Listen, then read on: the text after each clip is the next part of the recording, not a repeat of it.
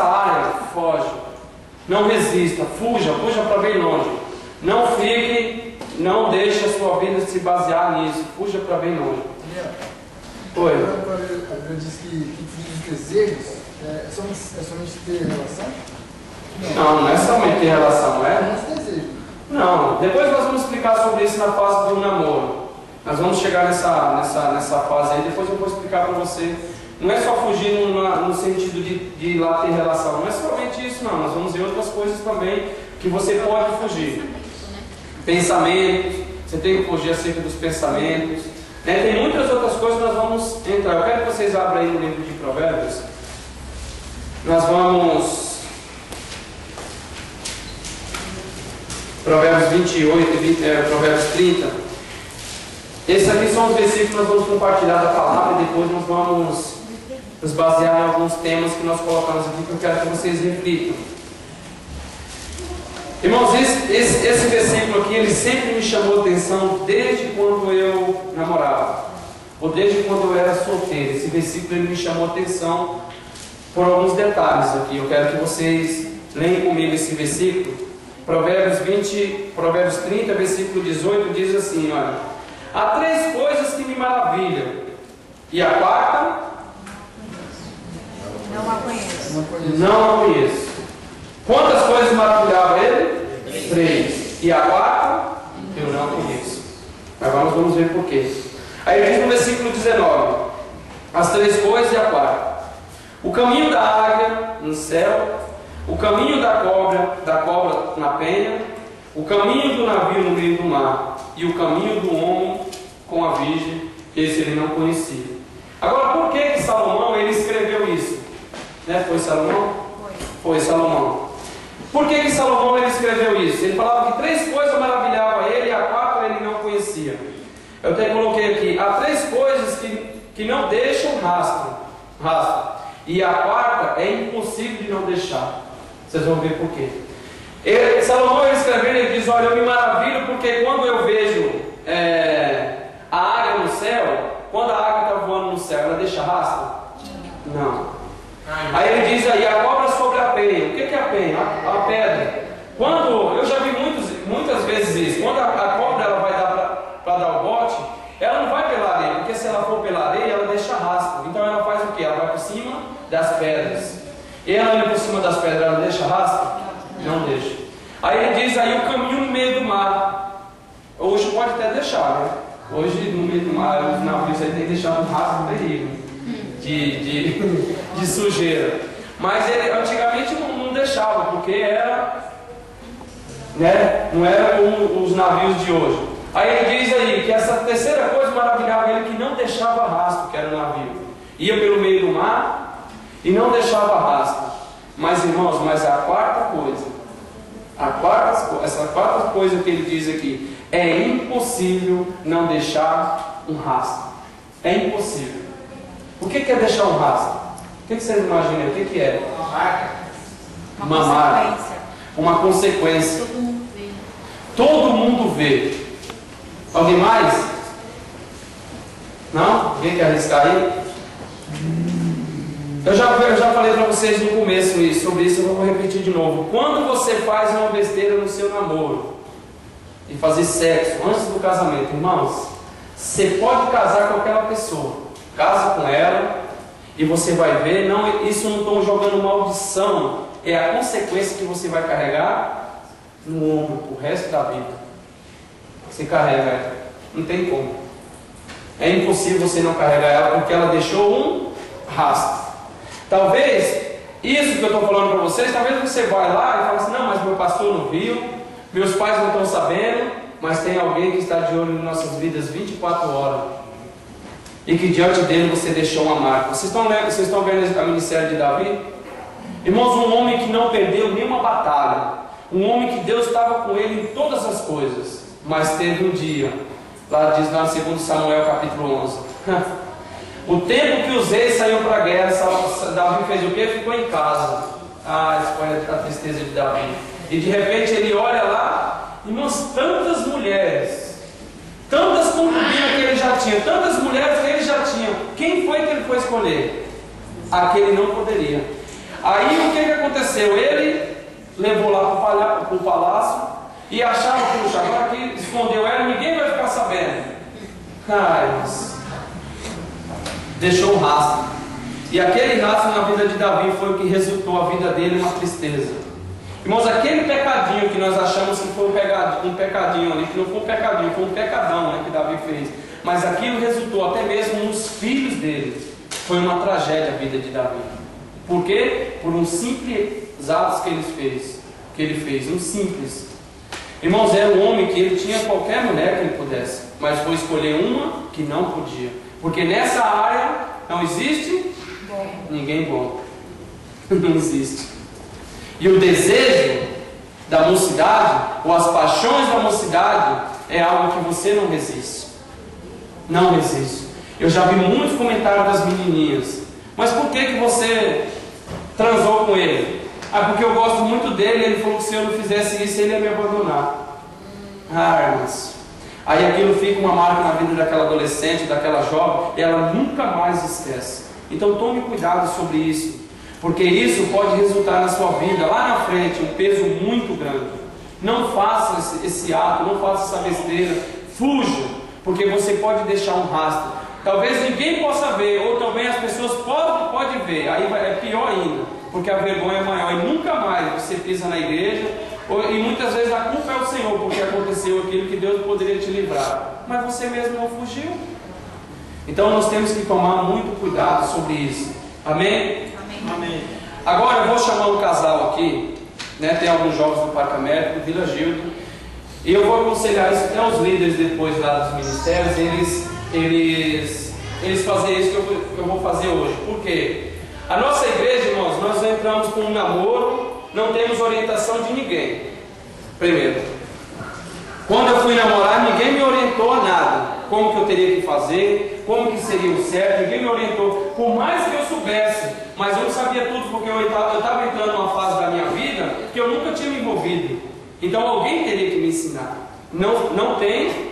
E quando na fase do casamento também não tem. Muitos casais, nos primeiros, ou no primeiro ano, segundo, terceiro ano, mas como sofrem dentro da igreja. Por quê? Porque não se levanta ninguém para orientar essas pessoas.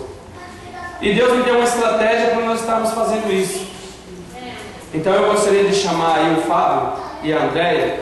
Esse casal, eles vão me ajudar aqui na igreja, eles vão me ajudar a orientar os casais. Olha, os jovens aqui da Vila Rubi, tá? Jovens aqui da Vila Rubi. Todos vocês. Mas Daniel, mas eu não tenho muita amizade com eles. Esse casal aqui, que nós vamos, pode vir aqui. Esse casal aqui que eu vou estar apresentando para vocês é um casal que tem sido uma bênção nas nossas vidas. Tem nos orientado muito, e os conselhos dele é um conselho muito sábio. Então todos vocês que estão namorando, ou que vão namorar, ou que querem namorar, procure esse casal aqui. Antes mesmo de se envolver, procure ele, vão dar orientações para você. Eu também quero ajudar. Eu também vou estar fazendo isso, mas eu vou deixar essa responsabilidade para ele. E eu quero que vocês abram no livro de Provérbios. Abra no livro de Provérbios, capítulo... Abre aí. Capítulo 11, versículo 14. Eu chamei ele aqui para estar conosco.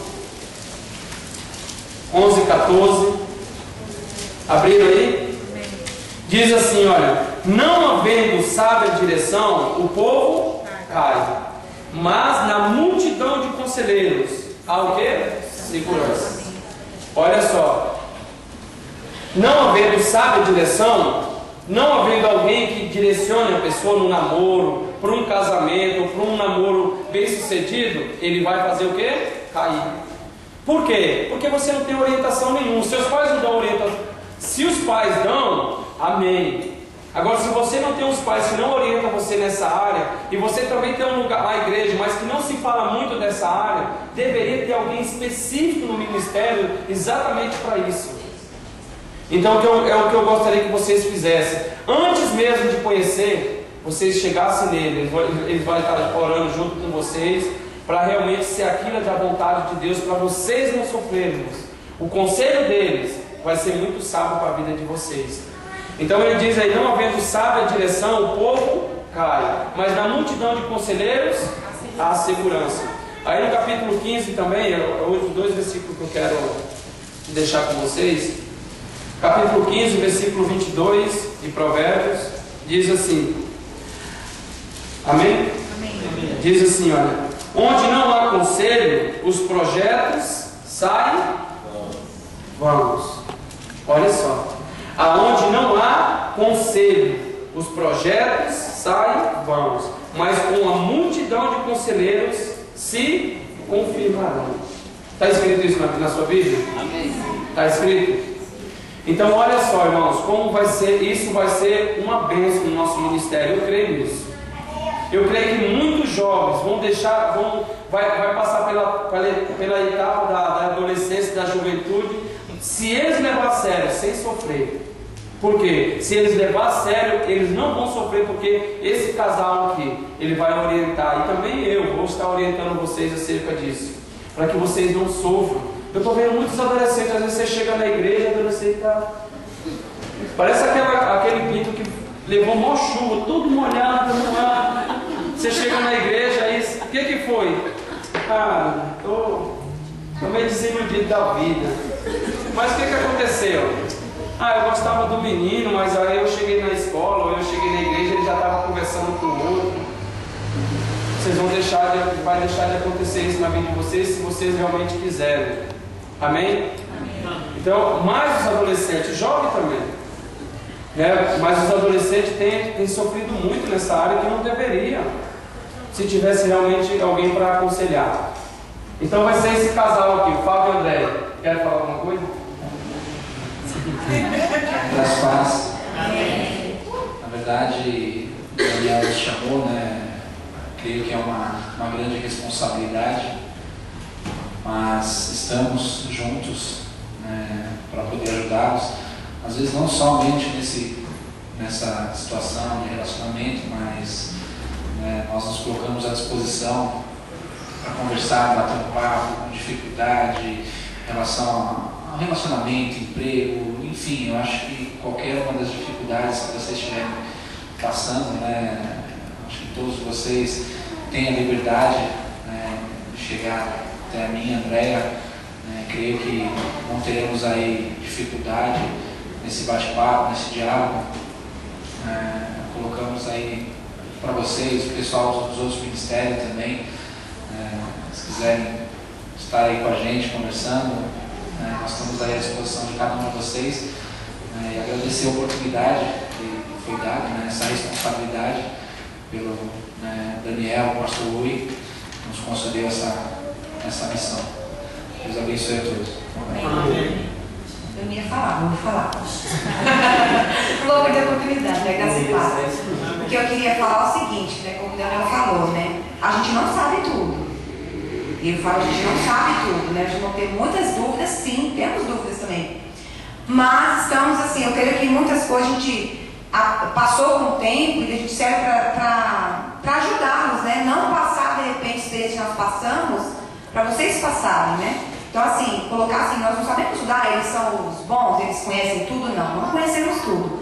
Mas estamos dispostos e abertos para ajudar, trocar experiências e um ajudar o outro. Amém? E não é só no sentido de, eu estou gostando dele, eu estou gostando dela, e como que eu tenho que fazer? Não é não, Jesus. Eles vão aconselhar vocês financeiramente, que é uma área de casamento, ou até mesmo no namoro. O namorado, quando está no namoro, puxa vida, dá flores, dá um monte por causa de bombom, deixa até a mulher mais gordinha.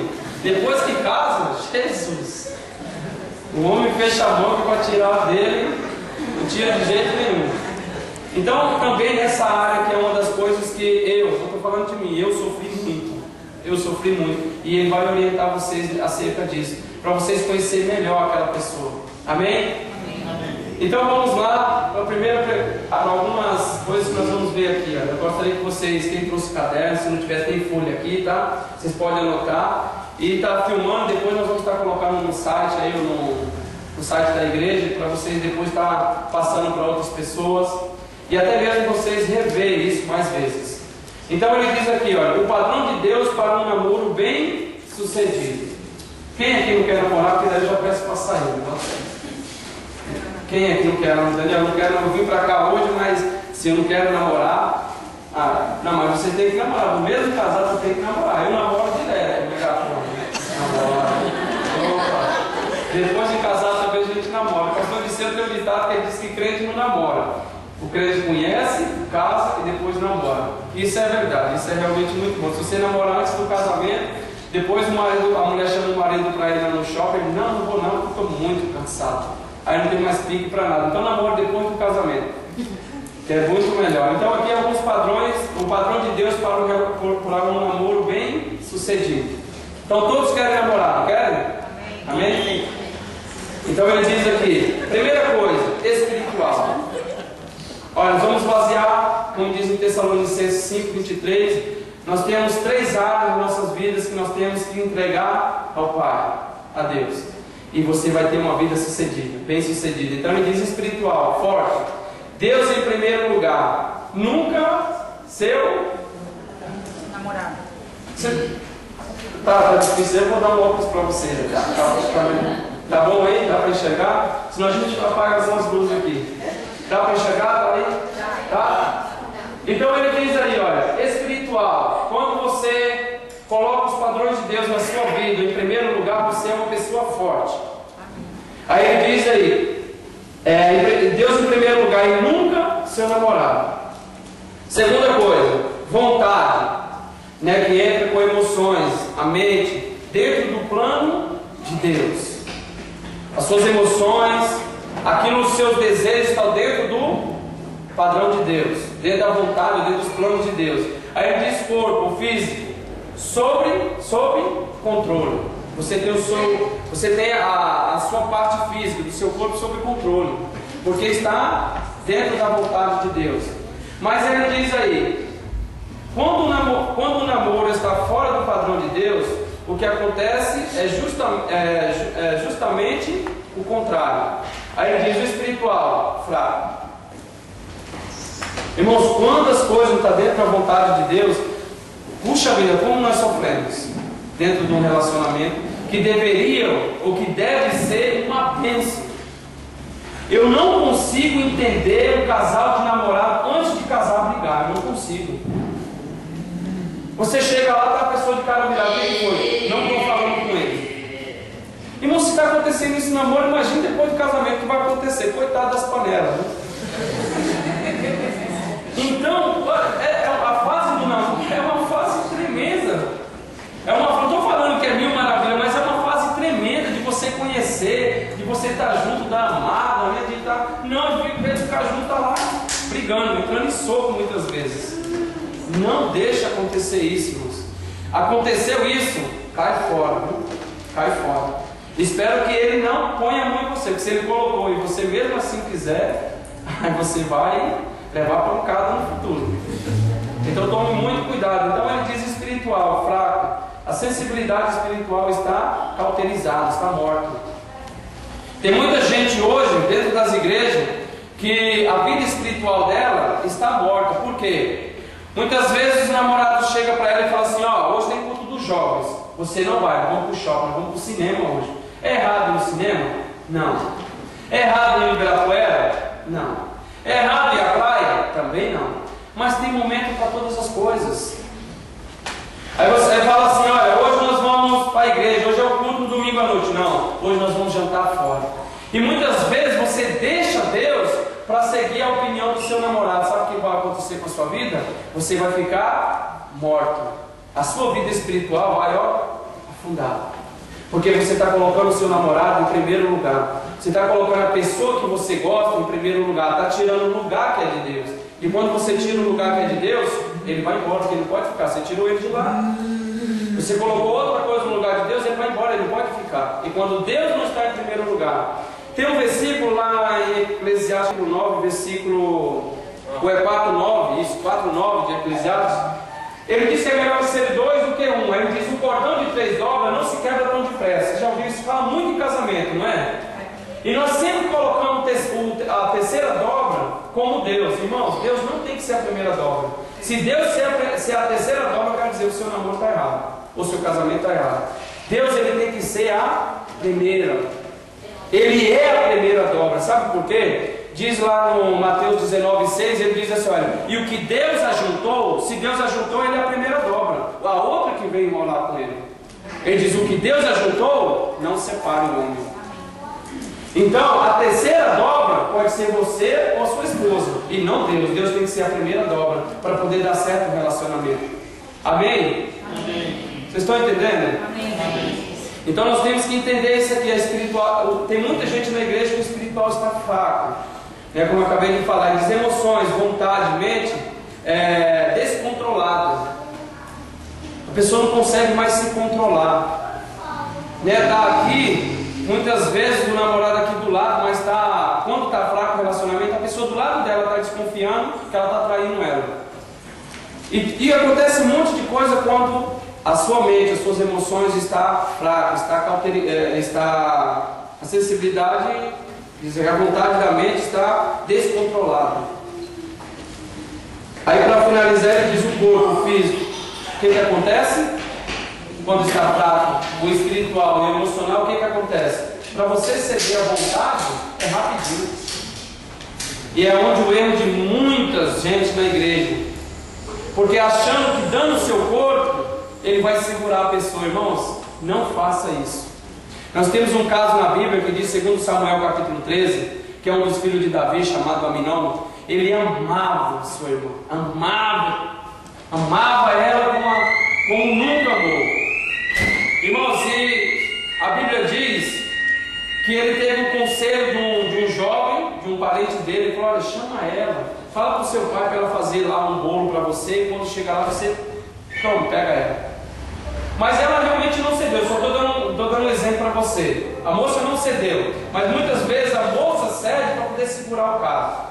Aí a Bíblia diz que depois que aconteceu isso, depois que ele pegou a irmã dele e fez aquilo que não devia, a Bíblia diz que maior era o ódio dele do que o amor que ele tinha. Ele começou a aborrecer a sua irmã ao ponto de não querer vê-la. Aí isso entra a família. Quando a família descobre isso, aí pronto. Pode ser dentro da igreja, irmãos. Aí acaba não só você, afeta a família, porque o pai vai tirar satisfação com o outro. Aí entra, aí fica uma briga na família. De repente sai um monte de gente da igreja, sai um monte de gente dos caminhos do Senhor, por um simples ato que não deveria cometer. Então temos que tomar cuidado. Tome cuidado, para realmente o teu espiritual, as tuas emoções não estão fracas, para o teu físico, o seu corpo, ele também não ceder ao pecado. Tome muito cuidado sobre isso. Amém? Agora nós vamos lá para a primeira pergunta. Qual que é o tema dessa noite?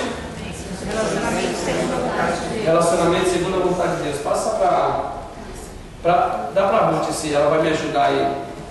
Lê. Eu estou com todas essas folhas aqui em casa, tá? Eu não tirei para todo mundo porque senão ia ficar muito caro. Eu sabia também quantas pessoas vinham. E é o seguinte, depois eu vou pedir para a Ruth aí, quem a Ruth não tiver o e-mail, depois você pega aí com ela, passa para ela que ela vai mandar no seu e-mail tudo isso que vocês vão ouvir que está escrito aqui, que nós separamos para vocês aprender hoje. Então a primeira pergunta: com que tipo de pessoa eu devo namorar? Alguém quer responder aí? Vamos ver dentro das suas respostas tal que nós vamos colocar, ver se realmente está dentro dos padrões de Deus, dentro da vontade de Deus. Leva ali para o Leonildo ali. Dá um sem fio para ela, pode ser não dá fio? Sem com fio. Senão a gente não precisa, então deixa ser, não precisa. Fala aí, Léo. Com que tipo de pessoa devo namorar?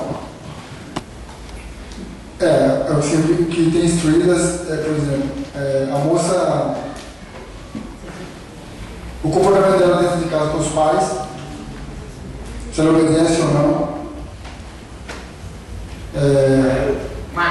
se ela é dedicada no lar, uma boa cozinheira.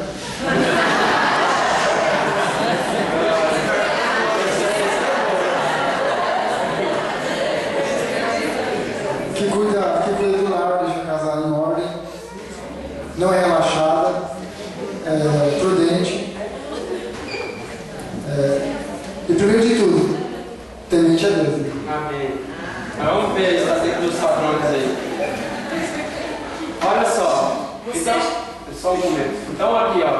com que, presta atenção na pergunta, tá? Para depois, quando vocês ouvirem a resposta, você está aí atentos.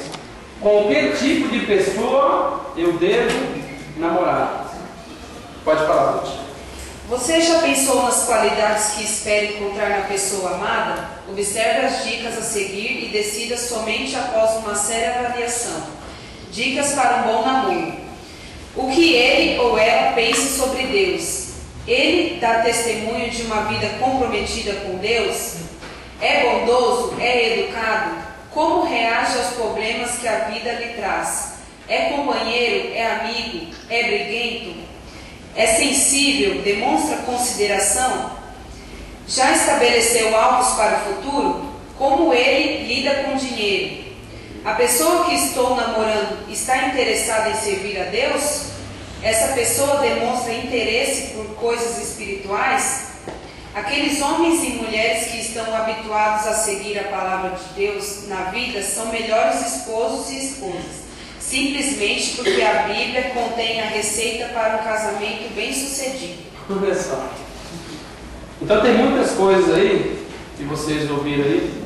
Então ele diz dicas para um bom namoro. Então ele dá uma relação de coisas aí. Ele diz a primeira coisa: o que ele pensa sobre Deus? Ele dá testemunho. Outra pergunta: ele dá testemunho sobre Deus. Aí ele fala aqui outro exemplo: ele é bondoso, ele é educado. Irmãos, a gente pensa, não, mas isso aí é muitas qualidades. Tudo bem, é muitas qualidades talvez para uma pessoa só. Mas observe, porque eu já conheci alguns folgados, né, que muitas vezes conquista até a moça, mas vai conquistar a sogra e o sogro, vixe, demora. Só depois que casa e olhe lá. Porque quando o cara chega na casa do sogro, o cara folgado, o cara quer as coisas tudo na mão, quer. Então seja uma pessoa educada. Né, se ele ou ela é uma pessoa educada, porque a gente, quando se fala em educação, ou quando se fala em pessoa boa, a gente pensa só assim, já o lado do homem. Não é não, irmãos. Tem mulher aí que misericórdia. Tem até um ditado que dá coice até no vento. Né? Qualquer coisa que fala, já vem com 7 pés. A mãe fala, pede alguma coisa, nós vamos chegar lá também. Observa muito isso daí. A filha pede o namorado, a moça pede o namorado, Jesus, é Jesus certinho na terra. Mas quando está longe, misericórdia. O pai e a mãe não respondem, não obedecem, não faz nada. Tome cuidado. Porque depois que você entrar no casamento com ela, que você começar a comer um pouquinho de sal, aí você vai ver que o negócio é estreito. Aí separar, ó, pode até separar, mas aí vai estar dentro da vontade de Deus? Não.